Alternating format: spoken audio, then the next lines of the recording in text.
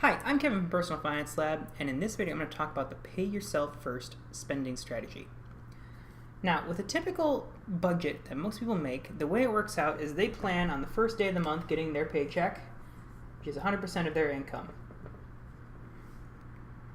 Then what happens is they have maybe an automatic payment set up, or they have that already allocated in their budget, that for in the first week of the month they're going to spend 35%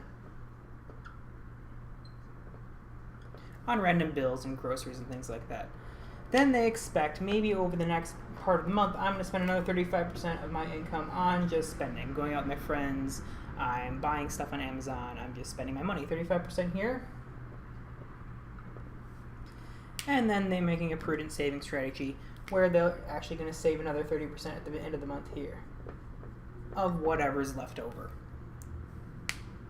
This can work, and it does work for a lot of people. But if you're like me, you might have trouble actually keeping this part here down to 35%. And what happens with a lot of budgets, especially of people under 30 years old, is that this 35% actually blooms to something more like 55 or 65%. And this savings more or less disappears. And you think, yeah, it's not that big a deal. I didn't make my savings target this month, but I'll get it next month. Or, oh, I'll just have to put it away. Or I deserved it this month. I really need to spend that money. That will kill your personal finances in the long run. That will not work ever. That should not happen. Maybe if you have an emergency, but if it's just been a fairly average month, or if you have 2 or 3 months in a row where you're not hitting your saving targets, you're going to destroy your chance at retirement. You're going to torpedo your chances of making a down payment on a house, and basically it's basically the same as racking up tens of thousands of dollars of credit card debt over the course of your life. You don't want to do that.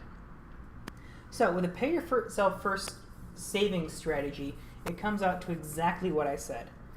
You pay yourself first. First day of the month, you have an automatic withdrawal coming from your paycheck, your checking account, or wherever you're paid into your savings account of that 30%. Or whatever it is that your savings target is. Now, you can do whatever you want for the other 70%. I mean, you're going to have to pay your bills, of course, so that's going to be the next thing is 35% to the bills. Again, if you have your personal finances in order, you can probably have this as an automatic payment, and then by the 5th or 6th of the month, you have the rest of the 35% left over before you're spending. And that basically makes sure that you're not going to spend money and hurt yourself in the long run. This is an essential strategy. This is not really something that should be optional for most people. You should have all of your savings coming out as automatic withdrawals to your savings accounts, to your investing accounts, to your 401k accounts. Once you start earning your own income, this is going to be one of the first things that you're going to want to set up, and you can adjust that later depending on how your actual expenses balance.